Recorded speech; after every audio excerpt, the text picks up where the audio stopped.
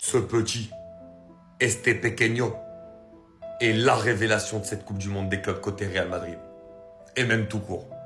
Gonzalo Garcia, celui que personne n'attendait à Madrid, en l'absence de Kylian Mbappé et Hendrick sur ce début de Coupe du Monde, Xabi Alonso lui a donné sa confiance. Et il lui a parfaitement rendu. Parce qu'il est aussi le relais de ce que veut imposer comme nouvelle chose Xabi Alonso dans cette équipe, notamment le pressing. Gonzalo Garcia, qu'est-ce qu'il court? Et ce que j'aime chez lui, il abdique jamais. Dans les 3 premiers matchs, on a pu voir qu'il participait beaucoup au jeu, qu'il courait, qu'il faisait beaucoup de pressing. Dans ce match-là, il y a eu une différence par rapport à tout ça. C'est qu'en première mi-temps, il ne touche pas un ballon du match. Il n'arrive pas à être servi et malgré tout, il court. Il court, il ne touche pas le ballon. Mais vous savez, ça peut être très frustrant pour un joueur. Mais le mental, déjà, chez le jeune homme, on peut l'apercevoir. Il ne touche pas un ballon du match quasiment en première mi-temps. Il arrive en deuxième. Parce qu'il se bagarre, il fait l'appel parfait. Centre d'Alexander-Arnold, il est petit, il saute plus haut que tout le monde. Il trouve l'espace parfait pour ne pas être au duel avec des très grands. Et il va marquer cette tête exceptionnelle qui trompe Di Gregorio, qui fait pourtant un énorme match. Oui, pour moi, ce petit a déjà dépassé Hendrick dans la hiérarchie par rapport à ce qu'il monte dans cette Coupe du Monde des clubs et sera un très très beau suppléant à Kylian Mbappé pour ce club dans les futures compétitions à venir et pour la saison prochaine. On a fait la famille, on est qualifié pour la suite de la compétition. C'est quand même le plus important, on va pas se mentir, la victoire. Mais une victoire avec la manière, parce que j'ai aimé la première mi-temps, parce qu'il y avait pas mal d'envie, pas mal d'intensité, pas mal de volonté dans le jeu. Même en deuxième période, c'était plutôt intéressant, j'ai bien aimé ça. J'ai senti des joueurs concernés et notamment défensivement parlant. On a encaissé 0 but là aujourd'hui. Même s'il y a quelques imperfections, parce que oui, j'ai toujours quelque chose à dire. Parce que défensivement, je trouve qu'on a quand même des petites fébrilités. Et si on affronte des équipes encore plus dangereuses, on peut prendre des buts par-ci, par-là. Donc, va falloir travailler quand même les automatismes. Ça va venir au fur et à mesure. Je trouve que Tchouaméni, que ce soit Hussein ou Rudiger, c'est assez bon défensivement. Valverde qui a été élu homme du match. D'ailleurs, je vais faire une vidéo sur lui parce qu'il a énormément progressé sur des domaines que il faisait pas forcément avec Carlo Ancelotti. Des joueurs comme Arda Güler qui ont été assez bons, même si je trouve qu'il a gardé un peu trop le ballon. Voilà, à certains moments, j'attendais qu'il donne la balle un peu plus rapidement et aussi ses frappes beaucoup plus tranchantes. Même, on peut dire merci à Trent Alexander-Arnold, même si c'est assez limité défensivement.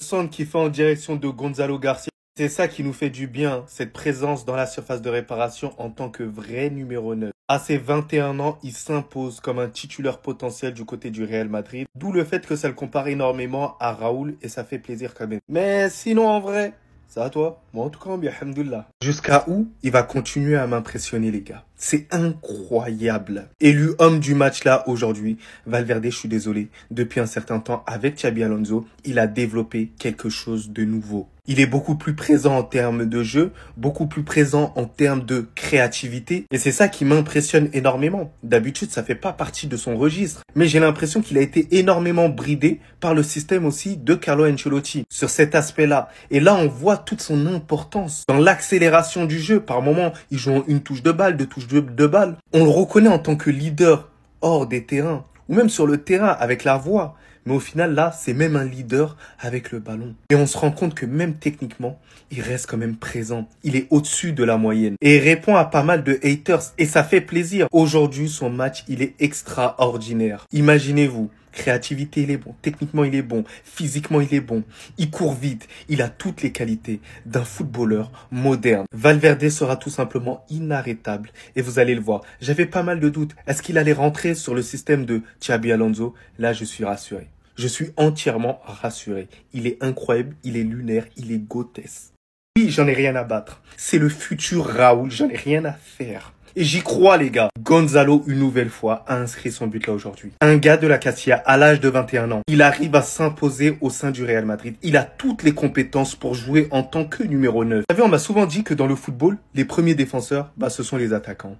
Et lui, il remplit entièrement ses tâches. Défensivement, il exerce un pressing qui met la pression à son adversaire au final. L'adversaire, il est même perturbé par son état physique. Il est chiant, les gars. Il est chiant à jouer, ce joueur-là. Vous pensez qu'il est là pour blaguer? Lorsqu'il était dans la surface de réparation, les gars, il savait ce qu'il fallait faire à ce moment-là. Parce que Trent Alexander avait ce ballon-là, regardez l'appel d'attaquant qu'il fallait faire à ce moment-là. Il est rentré et il a tout de suite compris que là, c'était lui qu'il fallait qu'il marque. But automatiquement de la tête. Et c'est ça qui va faire du bien à des joueurs comme Trent Alexander-Arnold. Des joueurs en capacité de mettre des buts de la tête. C'est très très important cet aspect-là aussi. Donc les gars, je suis désolé. Ce type-là ne doit pas être sur le banc. Ce type-là doit être titulaire. Ce type-là doit jouer aux côtés de Kylian Mbappé et de Vinicius. Il a entièrement sa place parce qu'il a la dalle, il a le courage sur le terrain. Et ça ne bouge pas tout simplement. Il joue à son poste. C'est le seul vrai numéro 9 qu'on a. C'est vrai avec Hendrik pour l'instant blessé, mais c'est le seul pour l'instant qu'on ait en tant que numéro 9. Bordel, mettez-moi Kylian Mbappé, Vinicius à gauche ou à droite, voilà, etc. Et sinon, en vrai, ça va toi? Moi en tout cas, bien, alhamdoulilah. Cet homme, pour ma part, fera de grandes choses avec le Real Madrid. Vous allez me dire qu'il est trop tôt pour juger, etc. Oui, c'est vrai, c'est la vérité. S'il sort en quart de finale, tout le monde aura un discours différent. Mais moi, ce qui m'intéresse, c'est pas de savoir s'ils vont gagner la Coupe du Monde des clubs. Il vient d'arriver, mais c'est déjà de voir, avec une arrivée très tardive, ce qu'on arrive déjà à voir de supplémentaire. C'est important de savoir des fois si chez un entraîneur, tu arrives à avoir une patte rapide dans ton effectif. Et lui, je trouve qu'il l'a. Déjà que ce soit sur le dernier match contre Salzbourg, où on a vu une équipe pressée, on a vu des morts de faim sur le terrain. Tout l'inverse dans l'attitude de ce qu'on voyait sur toute la saison. Et là, quand tu regardes la première mi-temps, qui est pas bonne côté Real, faut être honnête, et le changement de visage sur la deuxième période, où la Juve n'y arrive plus, ne contrôle plus rien, et le Real a une emprise totale sur le match, ça montre aussi que dans les vestiaires, il sait faire basculer les choses quand il le faut. Et qu'il sait bouger son effectif quand il le faut. Et ça montre une autre caractéristique de chez Xabi Alonso. Il y a quelque chose pour moi qui se crée avec ce mec-là, et je pense qu'avec du temps, il va y avoir quelque chose avec ce Real Madrid qui va se déclencher. Je pense que Xabi Alonso va faire de grandes choses. Ce sera peut-être pas l'année prochaine, ce sera peut-être pas dans 2 ans. Pour moi, il est inscrit sur le long terme. Et je pense que le Real Madrid aura quelque chose avec Xabi Alonso. Il n'a pas besoin de 1000 occasions pour faire mouche. Malgré une première mi-temps complètement fantomatique, le gars ne le voyait presque pas. Et en plus de ça, la Juventus jouait très bas, bien en bloc. C'était compliqué pour lui de recevoir le ballon dans l'axe. Mais il lui en a fallu seulement qu'une seule occasion, pas plus. Il l'a mis dedans. Regardez-moi la détente. Gonzalo Garcia, 21 ans si je ne m'abuse. Il vient de la Castilla, c'est notre produit. En 4 apparitions dans cette Coupe du Monde des clubs, le gars, il a été décisif 4 fois. Le plus fou, c'est qu'après tous ces matchs-là, il a toujours une bonne note, minimum 7. Et je rappelle que là, on parle d'un ingénieur en data analyse parce que le gars, il est intelligent partout, que ce soit dans le football ou dans les études. Premier match face à Al Hilal, il est buteur. Deuxième match, il est passeur. Face à Salzbourg, il est encore buteur et il te sort un match extraordinaire. Et là, aujourd'hui, c'est lui qui vient nous délivrer malgré une première mi-temps où on le voyait pas trop. Il a fait le boulot, c'est tout ce qu'on le demande. On le demande pas d'être visible dans chaque match. Non, non, non. Faut juste claquer ton but et après tu repars au banc. Parce que oui, là, Kylian Mbappé est de retour. Il va commencer à goûter au banc petit à petit. Au moins, ce qui est bien, c'est qu'on pourra compter sur lui. Si Kylian Mbappé n'est pas bien, on le met à sa place. Étant donné que Xabi Alonso a dit que c'était la méritocratie. Donc si le gars il mérite d'être titulaire, il va être titulaire. Bon, on sait tous que Kylian Mbappé sera toujours titulaire, ça, voilà, y a pas de souci. Mais au moins que ce petit ait du temps de jeu. Mention spéciale à Trent Alexander-Arnold qui a été auteur de la passe décisive. C'est lui qui lâche le magnifique centre pour Gonzalo Garcia. Et le gars était très bien placé. Personne le prenait tellement, le sous-estimait. Il l'a mis dedans avec une facilité.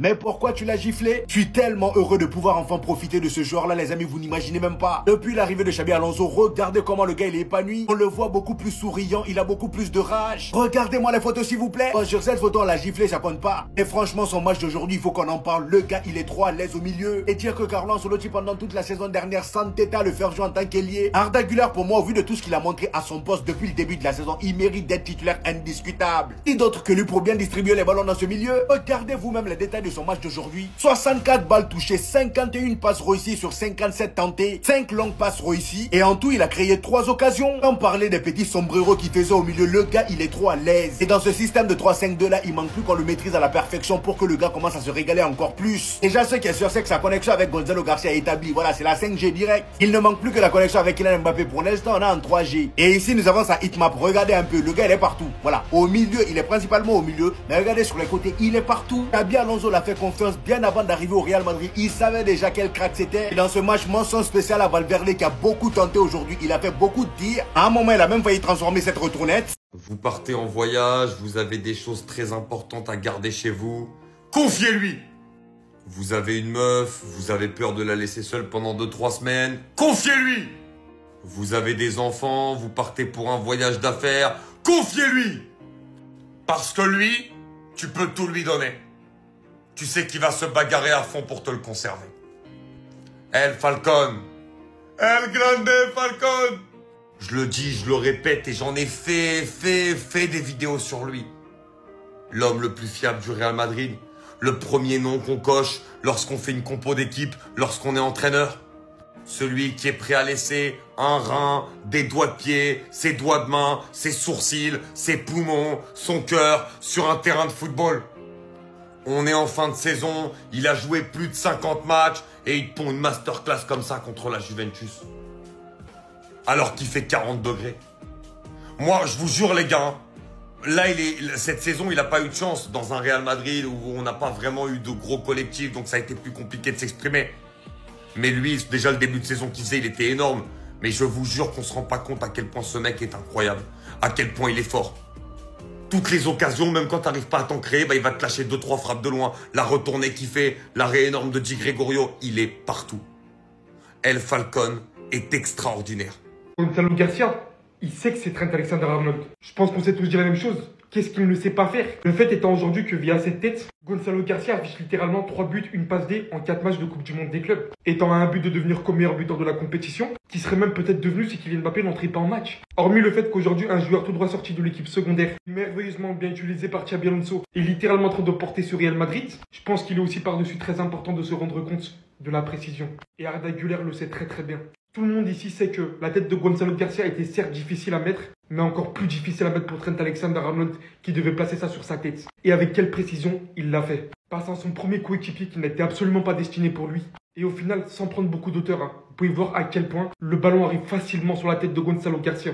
Il n'a certes pas été facilité contre un joueur comme Kenan Yıldız, défensivement parlant, mais on s'y attendait, on savait qu'il allait avoir des lacunes. Mais en tout cas, une chose est sûre, en venant délivrer cette première passe décisive aujourd'hui, Trent Alexander-Arnold dans un match aussi important, il vous fait littéralement rendre compte ce dont pourquoi il a été recruté. Ce mec a un pied formidable, une précision hors norme dont j'ai pas les mots. J'ai aussi énormément aimé le match de Valverde, la confiance qu'il commence à amasser sous Xabi Alonso, le fait qu'il recommence à frapper autant. À un moment, franchement, j'ai cru qu'il allait marquer un banger. Le gardien, je sais pas comment il a fait pour arrêter ça. Dans un match au final assez disputé en première période, le Real Madrid l'emportera finalement tactiquement au cours du match et également au résultat. C'était le premier vrai défi. On a récupéré Kylian Mbappé, on a récupéré Carvajal, on a récupéré Militao. Le plus dur arrive maintenant. On tient quelque chose. Là, je pense qu'il faut le dire. Dites-vous que la rivalité aujourd'hui était tellement extrême que la fraternité n'existait plus. La Turquie tient réellement 2 des plus grands joyaux du football actuel. J'ai pas les mots du niveau affiché. Entre d'un côté ce que Kenan Yıldız a infligé à Trent Alexander-Arnold, mais surtout ce qu'il est capable de réaliser pour son équipe, de sa défense, ressortant littéralement le ballon lui-même pour venir chercher son coéquipier et reprendre juste derrière, prendre cette responsabilité en passant tout le terrain pour venir réaliser le dernier effort et quelle passe envers Kolo Muani qui va rater son 1vs1. Arda qui de l'autre côté devient littéralement Ardadinho. Je crois qu'on est tous restés figés devant ce qu'il a fait. À ce moment précis, j'ai cru voir Neymar, suivi de sa combativité pour conserver le ballon en pleine surface adverse. Avec ses passes levées aujourd'hui, le rythme et l'intensité qu'il a mis, j'ai tout simplement qu'une seule hâte, c'est de les revoir en sélection le plus vite possible ensemble. Ça fait beaucoup trop longtemps que j'attendais qu'il y ait des joueurs aussi prometteurs dans mon pays. Aujourd'hui, c'est le cas. J'ai l'impression que l'avenir va être doré. Mais pour l'instant, on va les laisser tranquillement bien progresser, bien prendre place dans leur équipe respective. Parce que c'est ce que les deux joueurs vivent actuellement. Il leur faut du rythme et de l'intensité.